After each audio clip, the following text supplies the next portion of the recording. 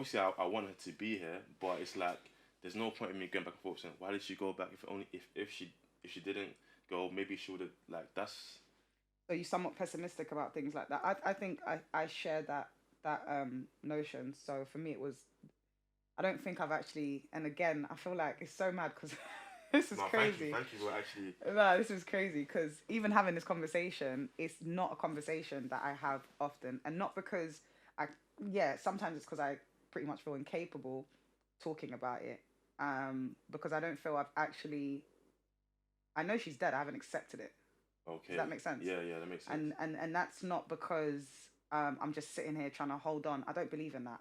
And I Mm, think anyone that knows me well will tell you I'm the type of person. If there's an issue, we resolve it, we move on. If we can't, I can't yeah, change what I can't change, yeah, and I keep it stepping. I'm not a person that I hate negativity. I don't like things that weigh me down. yeah. I like my energy to be clear and up, most of the time at least. Mm, And I think that the what's carried me through life is it could always be worse, right? And just like you said, it's like everything happens for a reason. yeah, And I would give almost anything to have her back yeah. and well and healthy.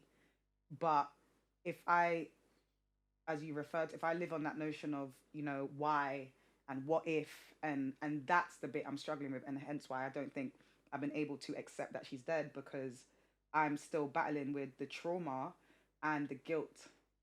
Mm, Get it? okay, So I'm battling that. So you're Nigerian. My mum was half Nigerian. okay. Oh, really? Okay. Yeah. So actually, a lot of my mum's emotional and mental, I think, implication was the grief of her own father, who was our Yeah. Nigerian grandfather. Mm, And I fear that for myself.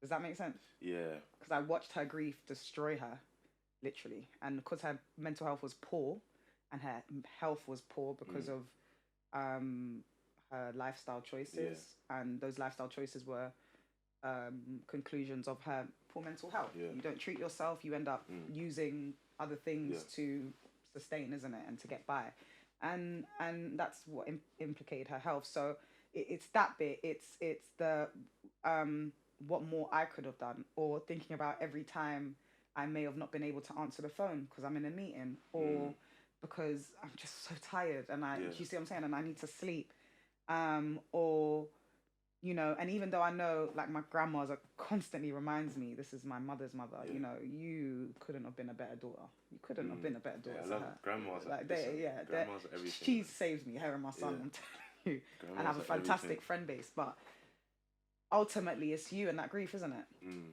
As much as, and my grandma's grieving too, that's her child. She couldn't yeah. even bury her. She couldn't, we didn't even bury her, we cremated her, but she couldn't come to the funeral.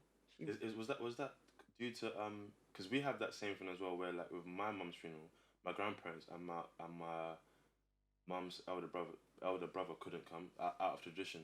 So It wasn't even tradition because my grandmother's Portuguese. So oh, okay, actually, as a Catholic, she's a Roman Catholic. yeah.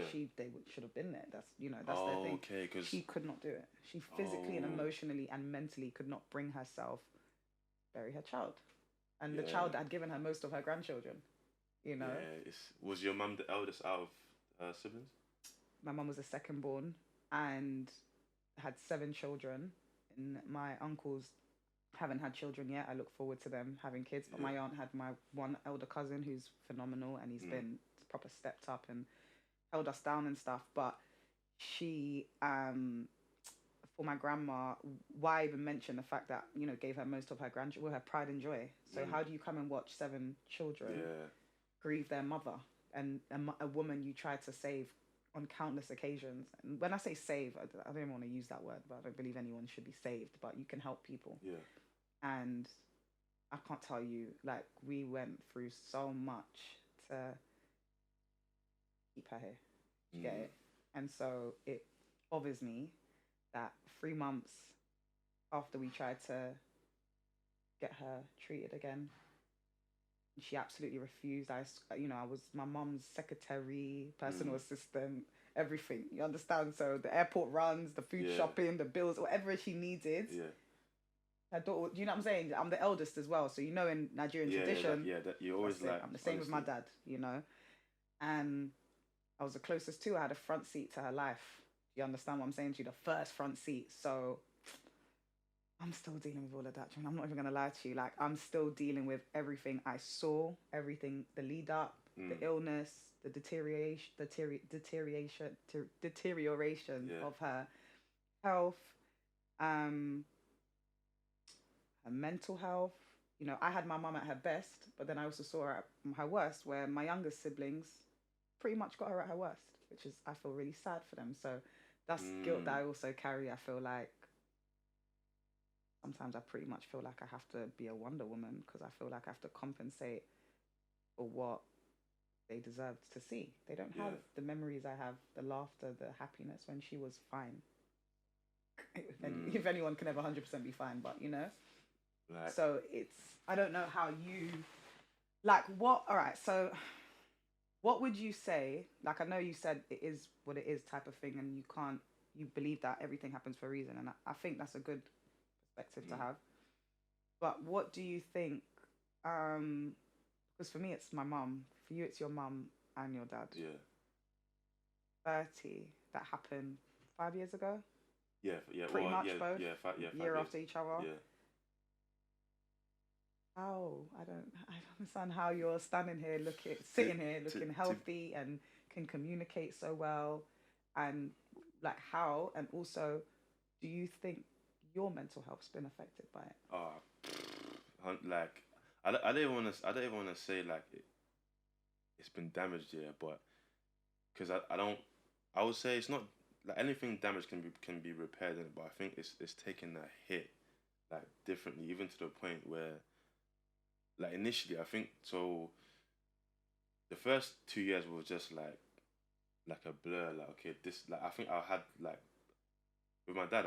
I did believe it because he was ill anyway, so I kind of thought, yeah, this is kind of the he's in a better place sort of thing. Like literally, because he was always in pain. Like seeing him just in hospitals, at times I'm thinking, does the guy even know who I am? Whereas my mum was different. Like I've always seen my mum at her best. So like she's this whole person like life of the party. Like she likes to take her pictures, go out with her friends. So like I've always seen her in that kind of good light. And going to Nigeria and going to the mortuary, I, I think I think that's probably the hardest thing because literally I was like, this is gonna be mad. And my aunt said something to me. So my mum's young sister said, I'm not gonna lie to you. Like, I know obviously she's your mum, but just know that she's not gonna look the same. And in at the time, I was like, in my head, like, why are you telling me that? That's not gonna So help. you saw her. Yeah, I like we had to. couldn't do it. I was scared. Literally, it's like I'm walking up to however it was, walking there, and I'm like, oh, I'm not gonna lie, but I can't turn back. I can't, because I'm with my sister. I'm like, if I turn back, then You got a younger sister. yeah, if I turn back, what am I gonna? You know what I mean? But I feel like for me, it was kind of that thing of like I had to do it, and and I think for about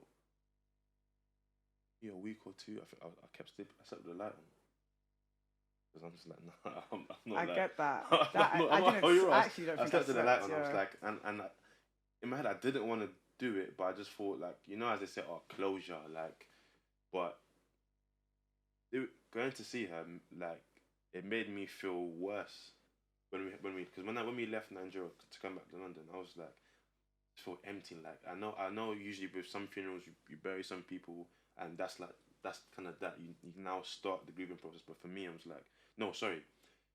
I was thinking that when I buried my mum, that's it. So everything is buried as well. So no more grief, nothing. That's it. Because That's what you think, yeah, innit? yeah, That's yeah, I I've know. done it. So I'm cool now. So literally, like, we given them the send off. Everything is fine. But on the plane back, I was like, nah. Like it's, I don't know how to describe it, but when you just feel empty, yeah, and there's nothing you can do to kind of You're numb. You're yeah numb. You're still like that was me for probably a year. God's honest truth, like a whole year. Like you wouldn't know. Like my mum passed away. He wouldn't know. Like the way, and it's not that I was forcing myself. I yeah was just in autopilot. Like yeah literally, yeah I same was just in autopilot, and that's all I knew was just fight or flight, innit? mm, That's all I knew. So it's like I gotta fight through this, and yeah this is the best way I can is continuing to be a good mum. Going to work, doing what I got to do, yeah family, whatever, friend, just trying to sustain some form of normality for myself because that's the only way I could feel. Mm. That, do you understand? Yeah, Because the yeah. second I stopped, I was just numb, and I felt like a complete shell, or like a proper shadow of myself. Like I just needed to keep going, and it was the wrong approach. I'll be real with you. For me, it was, Yeah. because now 2.5 years on, nearly 3 years, I'm only getting the therapy I need for it now. I should have got the therapy then. Maybe I just wasn't ready though. But you know what I say as well. I feel like, and I say this to a lot of people.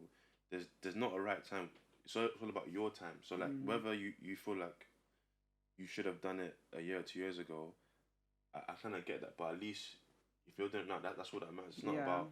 And I think sometimes what people kind of, one thing I kind of realized, like just going back to when I was at the funeral for mum and stuff, people were just saying, "Oh, don't worry, um, like don't worry, like with time you will heal." And I'm not saying I don't understand that, but I think at the time I just feel like, I don't think you heal though. I think yeah, the yeah, pain is more manageable. The grief is yeah, more yeah, exactly, manageable as time goes on. exactly. But you But never but I heal feel from it. like sometimes, and again, it's not me trying to have a go at anyone, but I just feel like in some cultures they don't really understand that. I think some people it's just a thing of they It just is say what it is, they literally. just say it because maybe they don't know what to say, and What and I, to and I say. get that it's hard to what do you say to someone who's lost like, their So parents, speaking isn't it? about culture, then I was actually going to get onto that. I think culturally, and in the black community, for me especially, I'm African, Yeah, so I think especially in African households, it was,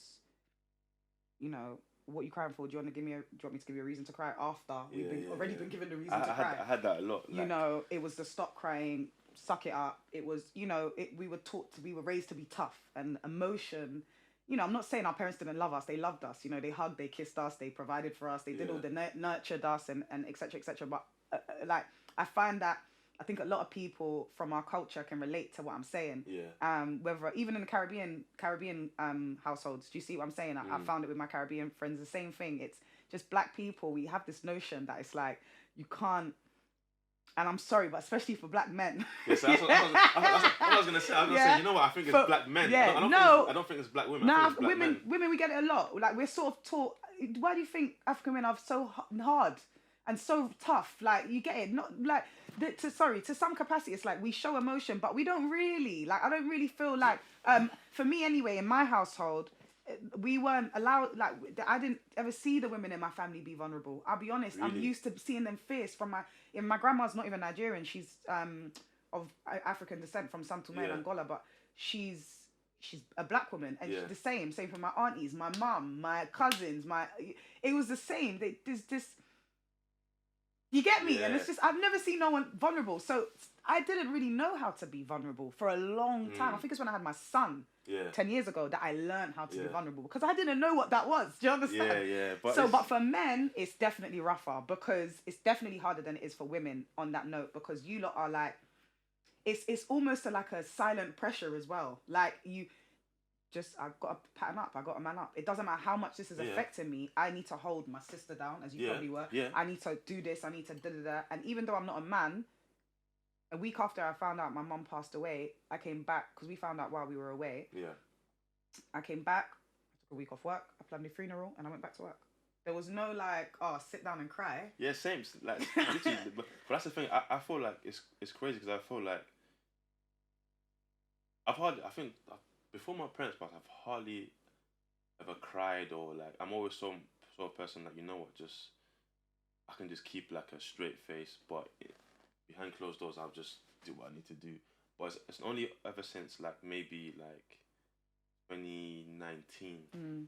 I was a bit more, I would say, like able to like express my vulnerability and not feel anyway. Even but the thing is that even with starting this, I don't think I'll be able to be so calm or be able to just talk freely if I hadn't like let myself grieve or let myself be vulnerable because after a while like, I'm a sort of guy I wear my heart on my sleeve anyway, so I love that. I'm not really one to be like, oh, you know what, yeah, I'm cool like Yeah, I am. I'm cool. That's the But when I problem. know I'm like, there's been times when I know I'm cool, but I'm burning inside. But even when my mum passed away, I couldn't hack it. Like I remember, it was little things that were just triggering me. I remember Yeah. just so I must have put like a post of her, a picture of her on Facebook one at the time on Facebook, just a little like tribute.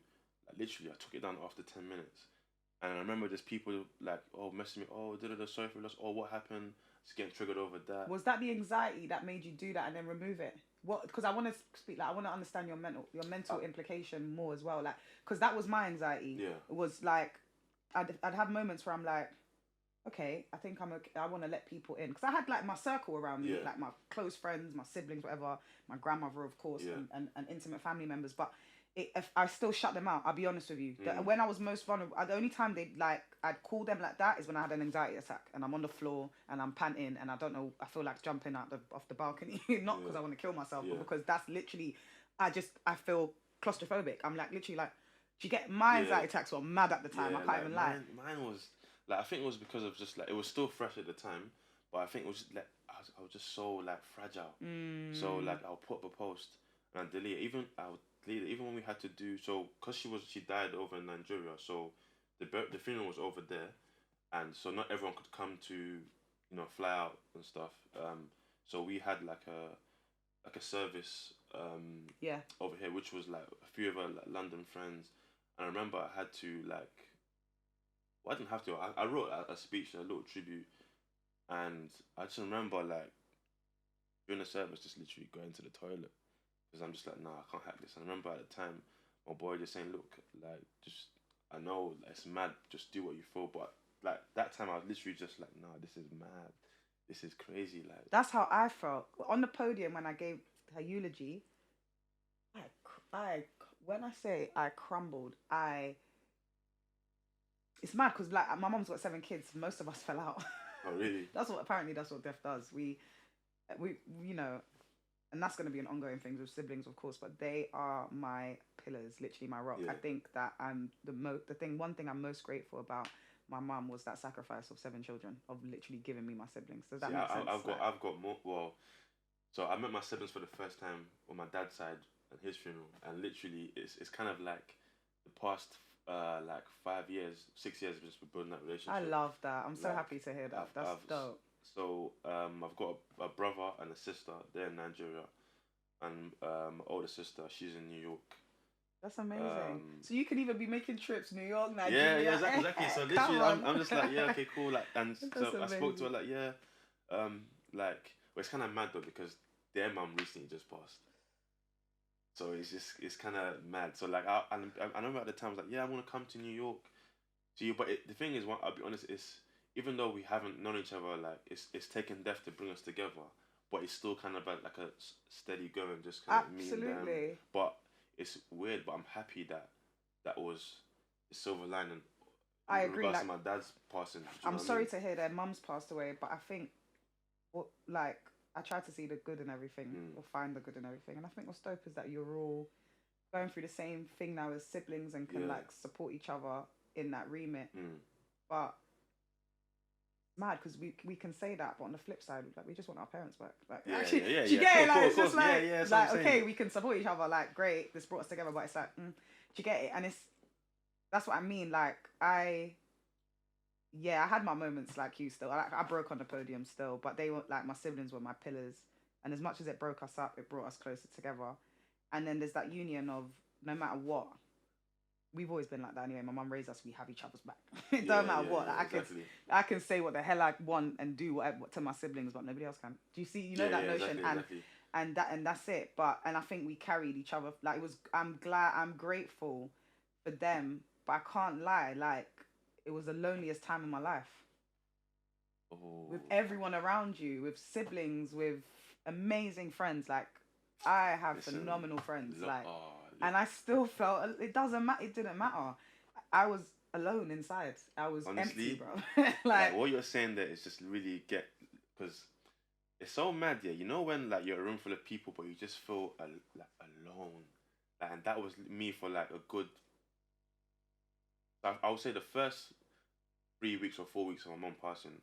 So we had a lot of people come to the house as you do. You know what I mean? People come in. I'm just like, nah, this is mad. I just feel like there's people here to support me, but inside I'm just like, there's nothing. There's no life inside. I'm at a restaurant. I'm sitting down like, but deep down I'm just Not really. I'm not It's really mad, here. you know. I'm Like not really here. Like, the way I can relate. Yeah, I I'm not still really have those here. moments Like, though, but now I know to remove myself entirely, and I warn people. I just need a moment.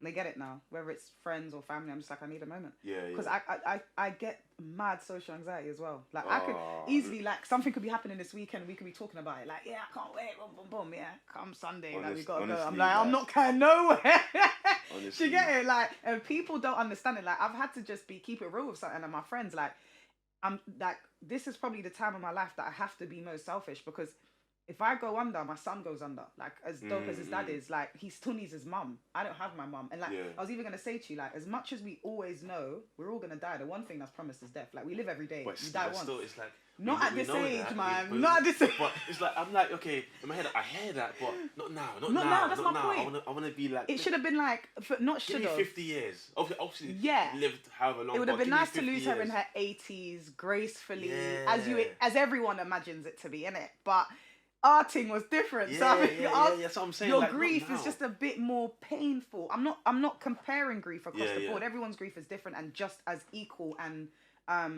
counts. It counts as much. However, there's variances, man. And I think for us, the methodology, because I'm probably talking about it in a strategic way, but the methodology even in which they passed away, the circumstances, is fucking painful. Excuse my language. No, So it's cool, man. and at our age, it's like, because I'll be real with you, and like I said, it's mad we're having this conversation today because for some reason, a couple people I was speaking to managed to get this out of me. They were trying to get to know me better and managed to ask me what, like, you know, what, and just how has it molded you? And like, here, what's it done there? It's done a lot here, good and bad. Yeah. Do you understand? Same. Yeah, good and bad. Like, so you know, I embrace both. But it's just mad that it's mad. it's mad. I can't explain it. Like I said, I was having this conversation last night, and I'm now talking to you. And when I think about it, I think about my wedding day. My mum died at Christmas as well, so it was her favorite time of year. Yeah. I hold the guilt that my brother found her and her brother. My brother and her brother. It's actually my uncle's birthday today. Happy birthday, Uncle Ricky. Happy birthday, Uncle Ricky. He's if you're amazing. watching. If you're watching, he will be. And they found her, but for me, as the eldest, that my brother finding his mother on Christmas Day. Yeah, and then flying in to Portugal on Boxing Day because we was in Portugal for Christmas. We love Christmas. Our family loves Christmas.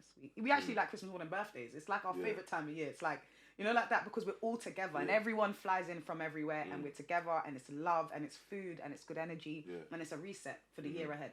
And that's why we loved it so much. But my mum loved Christmas. I mean, charades, you know, any Monopoly, everything. She watched Home Alone with us. Like, she was that mum. She was that grandma. She was the fun one, you know. She probably wouldn't be in the kitchen half as much because she hated cooking. Yeah. She was a chef though. It was mad. Like, my mum was, it's mad, isn't it? I'm not gonna lie. I can cook my arse off. I'm not gonna act like, you know. If I didn't have money, I wouldn't employ a chef.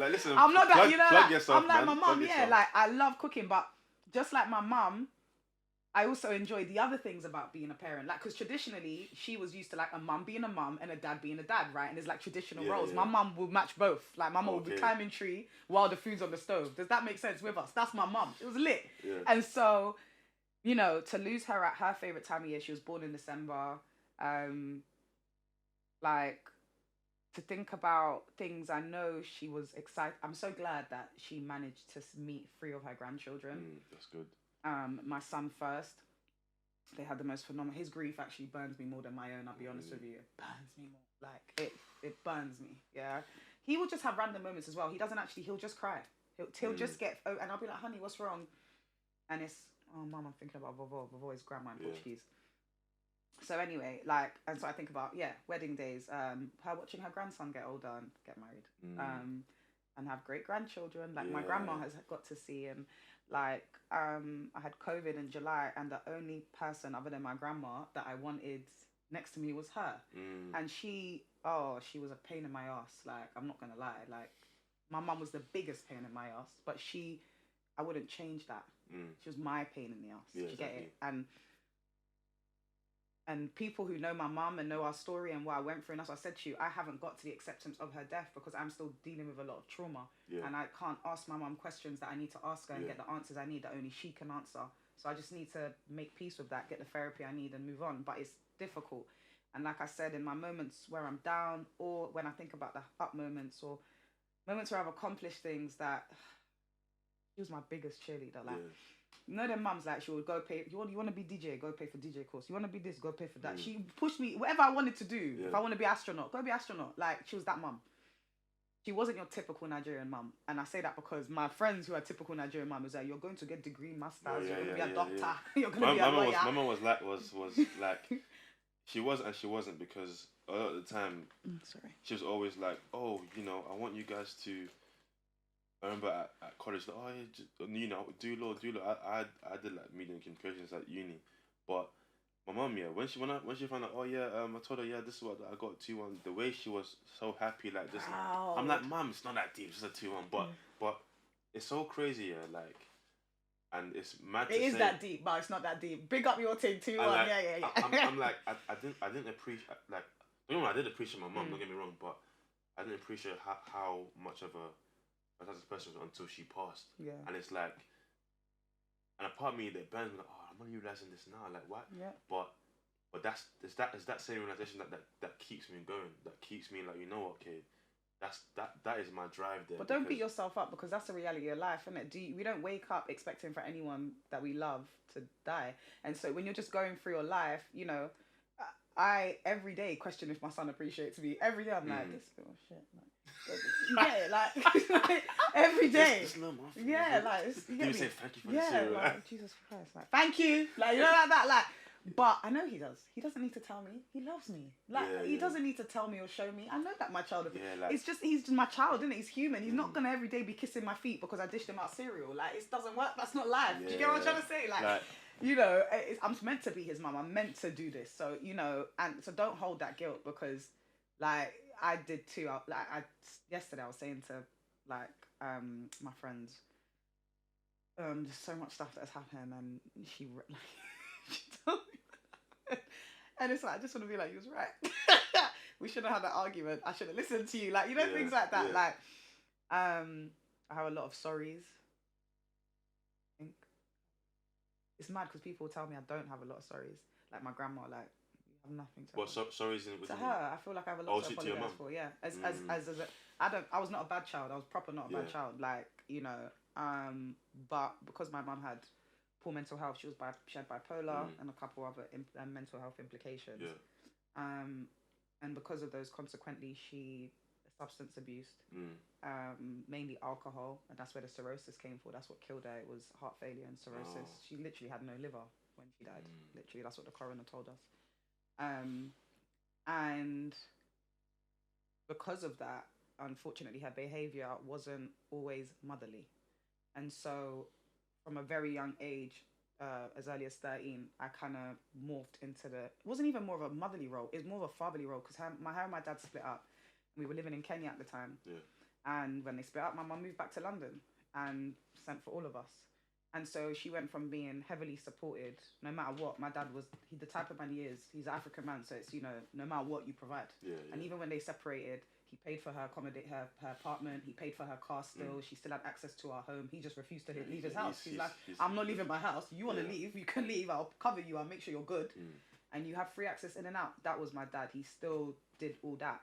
So when she came here, I don't think she realised how difficult it would be to have 7 children on her own entirely. There's no house help, because, you know, back home it's a different quality of life. You got house help, you got drivers, you got, you know, there's not that here. She was doing everything on her own, which further. I have one, and I'm a single parent household, as in there's only one parent in the household, but I'm not a single parent, so to speak, because dad has an active role in his life, and it's still hard. It's still hard. I don't know how people emotionally, like, even sometimes when you tell your kids off, it's like, was I telling them off because they were actually wrong? Could I have been more patient? Is it my frustration? Is it parenting is the most difficult thing in the world. So then to not have your parent, like, my dad is dope. Like, he guides me. Like, my mum is, I don't know, I can't explain it. Like, my dad's lit though. I'll be real. I'm so grateful to still have my dad. But I sit down and I think, I'm sorry. I'm sorry that I didn't. Ugh. Well, take your time.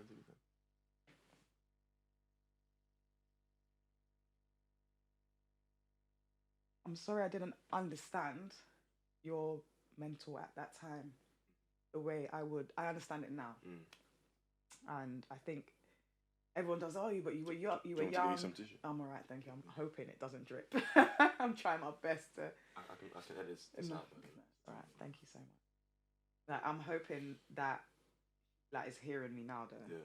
But like I'm sorry that I didn't understand then. Like everyone says you were young, how were you to know? You didn't even have the capacity to mentally or emotionally grasp what she was enduring. It wasn't on you to do that. You were not the parent. But that's my mum. Mm. Do you get it? And it's like, yeah, I did all the other good stuff, good daughter stuff, making sure my siblings were good and she didn't have to think about cleaning or uniforms were set for tomorrow's school runs. So what you do in it as the eldest, like you're their support board in it. But I wish, and then I have a lot of resentment probably for my entire family, and I haven't said this ever. Sorry, guys. Um, because I don't even think, because my family did a lot to try and help my mum, and I have to be honest with myself and know that she was very hard headed and very stubborn and wasn't receptive or accepting of what her illness, Mm. and treating herself, right? And so that implicated her. But yeah, I just, and they didn't know for a lot of the time. They didn't know for about 4 years that we were in the house, and a lot happened in those 4 years. I mean, I've put a boyfriend in intensive care, not my own, hers. Wembley police cells had my tag in every single cell. I know that place in and out because I would, of course, when you have a parent that is substance abusing, they, want to be partying and whatever, bringing people to the house. There wasn't that running. You didn't grow us to know this. This was such a complete, her behavior was so different to what I was used to.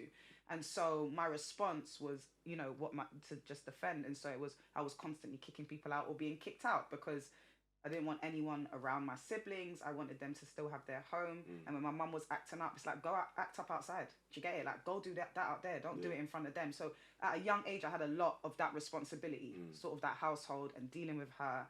And, so the family didn't know. My grandma would call every Sunday and I'd be like, yeah, everything's fine. These times, I'm locked her in the bathroom trying to make her go cold turkey. Do you get it? And all of the kids are in the attic. And I'm just masking. I've got pasta on the stove and I don't know what I'm doing. And I'm about to pop open a sauce. You get me? And my other sister's doing this. The other one's hoovering. You get me? And we're trying to be as normal. But mum's in the bathroom getting cold turkey. And I'm like, at 14, yeah. Like, we're good, man. Yeah. Okay, we'll see you at Christmas. And I'm telling you, that's what I mean about households. African, like, we are taught to be like that, innit? Like, the outside world does not need to know. These were not outsiders. This was our family. We should have told them what was happening years before they found out. Yeah. But I was protecting my mum. And, like, that's what I knew, was to have her back. Do you understand? And so, like, I just wish, honestly, that I understood her better. I don't know how to deal with that guilt. I wish I could say sorry for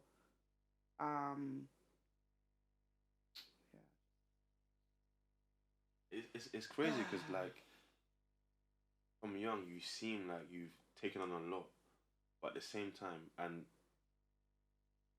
obviously it's weird me saying it, but I feel like you should be proud of yourself, man. Like, and the thing is, a lot of the time, especially with I won't say all households, like, but a lot of us kind of when we're younger, especially older siblings, kind of take on that role of slash being the parent to the young sibling.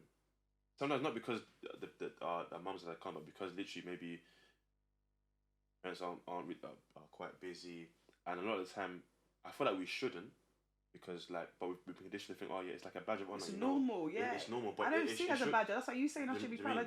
It's not a badge of honor, but that bit is true. To us this is normal. Yeah. So I don't think it's like, okay, I'm glad that I had the strength and to get through it. But you shouldn't have sort of thing. It's not even that I shouldn't have to. I just feel like that was the circumstances that were presented. That is my path. That was my path, isn't it? That's what God intended for me. That's how I see it. So, and I went down my path and I walked it as best as I could, and I'm proud of my siblings. It's mad, but maybe I should feel. You're right. I should feel that for myself actually, but because they all the time, like the way they look at me, sometimes I don't even think I'm deserving of that. Like, it's mad because ultimately what you need is your mum. So the way they look at me is, they hold me up on this pedestal, And as much as I'm grateful that they love me so much and, you know, they admire me that much, or should I say appreciate me that much, it's heavy, you know, Yeah.